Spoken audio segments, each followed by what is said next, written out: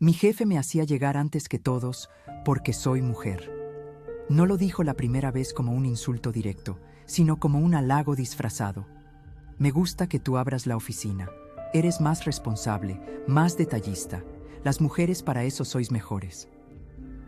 Aquella frase, que al principio sonó a confianza, se convirtió en una rutina silenciosa. Yo entrando al edificio de noche en invierno, con las luces aún apagadas, mientras él llegaba una hora más tarde, con café en la mano y la seguridad de quien sabe que ya había alguien dentro preparando todo. Si te quedas conmigo, te voy a contar cómo pasé de creer que tenía que demostrar el doble, porque soy mujer, a ser la mujer que un día dejó de tener miedo.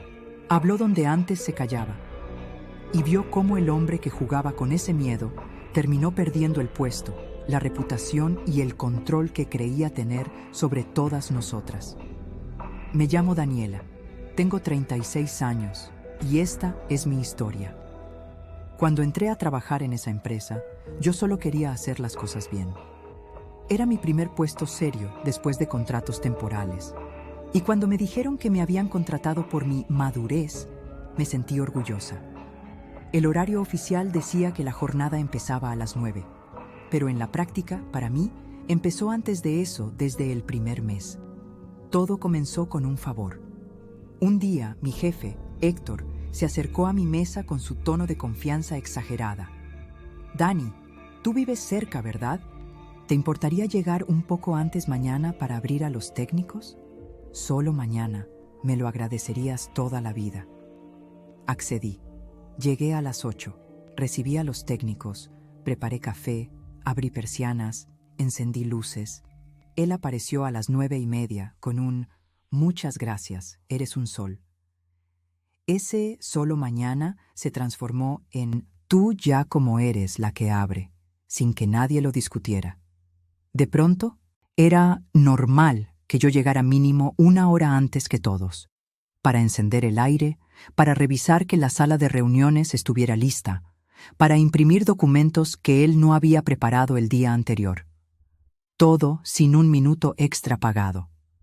Cuando un compañero preguntó una vez por qué yo entraba antes, Héctor respondió con una risa. «Es que ella es diferente, es mujer, es más organizada. Se le da mejor estas cosas». Yo sonreí por inercia, pero algo dentro de mí se encogió. ¿Por qué ser mujer significaba estar disponible antes, sonreír más, tragar más? El discurso se repetía en distintas versiones. Si yo protestaba un poco, decía: «Dani, tú entiendes, los chicos son más desordenados, a ellos si les pido esto, llegan tarde o se olvidan. En cambio tú eres responsable, por eso confío en ti».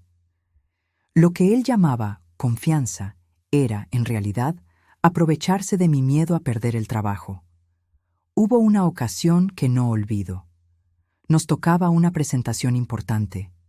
Habíamos quedado a las 8:30 para revisar todo antes de que llegaran clientes a las 9:30. Ese día, él decidió que yo tenía que estar a las 7:30 por si acaso. Preparar la sala, revisar el proyector, imprimir copias. Los demás llegaban a las 8:30. Yo, literalmente, encendía la oficina. Cuando por fin entraron los clientes, él los recibió con un «Llevo desde primera hora afinando los detalles». Yo estaba ahí, con las manos manchadas de tóner de impresora, pensando: «Primera hora para ti no es lo mismo que para mí». Con el tiempo, no solo era la hora, era el tipo de tareas. Si había que quedarse tarde, muchos de ellos tenían el gimnasio, la niña, un compromiso, un curso. Yo, en cambio, parecía no tener derecho a vida propia. Cuando intentaba decir que no podía, su respuesta era siempre un recordatorio de mi género disfrazado de elogio. «Es que las mujeres sois más comprometidas, con vosotros se puede contar de verdad». Hasta que un día, ese discurso dejó de ser solo un abuso de tiempo y se volvió un comentario que me hizo ver el machismo completo. Llegó una compañera nueva, más joven. La sentaron cerca de mí. A los pocos días, ya le estaba diciendo lo mismo. «Me encanta que seáis mujeres en recepción. Sois más suaves. la gente entra de mejor humor. Ella, con menos miedo que yo y otra educación, le respondió sin sonreír. Ser mujer no es una habilidad del puesto. Él se rió para disimular, pero se notó que no le gustó. Esa frase de ella me hizo clic. Yo llevaba años justificando cosas con él, es que así es él, es que el mundo es así, es que soy mujer y tengo que adaptarme. Ella no tenía ese chip, y ahí me di cuenta de que no era una norma natural, era algo aprendido. Y, por lo tanto, algo que podía desaprender. Empecé a observarlo con otro filtro. Me di cuenta de que las 3 mujeres del departamento siempre estaban, antes que todos, preparando cosas, haciendo tareas invisibles que no aparecían en los reconocimientos, siendo las que alegraban el ambiente. Los hombres, en cambio, llegaban justo a la hora, se enfocaban en lo suyo y se iban. Nadie los llamaba menos comprometidos. Un día, en una charla de café, la nueva compañera mencionó un taller de la empresa sobre igualdad y sesgos de género. Deberíamos ir, dijo. Héctor, que estaba cerca, respondió. Bah, esas cosas son para quedar bien en LinkedIn. Aquí ya tratamos a todo el mundo igual. Yo apreté la mandíbula. No trataba igual a nadie. Y hasta ese momento, yo misma me había convencido de que no era para tanto. El miedo empezó a transformarse en otra cosa. Mientras tanto, la empresa avanzaba hacia políticas más formales, comités de ética, canales de denuncia, formaciones obligatorias. Todo muy bonito en los correos, pero en el día a día seguía habiendo gritos, favoritismos y comentarios fuera de lugar. La situación explotó por un tema que, curiosamente, no empezó conmigo. Fue con otra compañera, Ana, que pidió ajustar su horario porque tenía que llevar a su hijo a la escuela. Quería entrar un poco más tarde y recuperar el tiempo al final del día. Héctor le dijo, delante de otro jefe, «Para eso no estamos. Esto no es una guardería. Si querías horario flexible, haber elegido otra cosa». Ana se rompió. Lloró en el baño. Habló con recursos humanos. Levantó la mano. Yo estuve con ella en ese proceso, escuchando, acompañando. Y mientras escribíamos juntos el relato de lo que había pasado con ella, salieron otras cosas. Mis llegadas eternas antes que todos, los comentarios de «porque eres mujer, puedes hacerlo mejor». Un par de gritos que nos había soltado cuando algo no salía como él quería. La empresa nos pidió, a ambas, que diéramos detalles en una reunión formal. Yo temblaba, tenía miedo a represalias, a ser la conflictiva. Pero, por primera vez, el miedo no era suficiente para callarme. Cuando me preguntaron si consideraba justo el trato que recibía respecto al horario, lo dije. Llevo años entrando antes que todos sin que se me reconozca ni se me pague, con la justificación de que, como soy mujer, soy más responsable. Ver cómo apuntaban esa frase en una libreta fue como verle caer la máscara. Ya no era un comentario de confianza, era una prueba. No voy a decir que fue rápido, ni bonito. Hubo investigación, entrevistas, tensión. Héctor intentó defenderse. Yo solo hacía halagos. Ellas malinterpretan. Siempre he confiado más en ellas porque son más organizadas.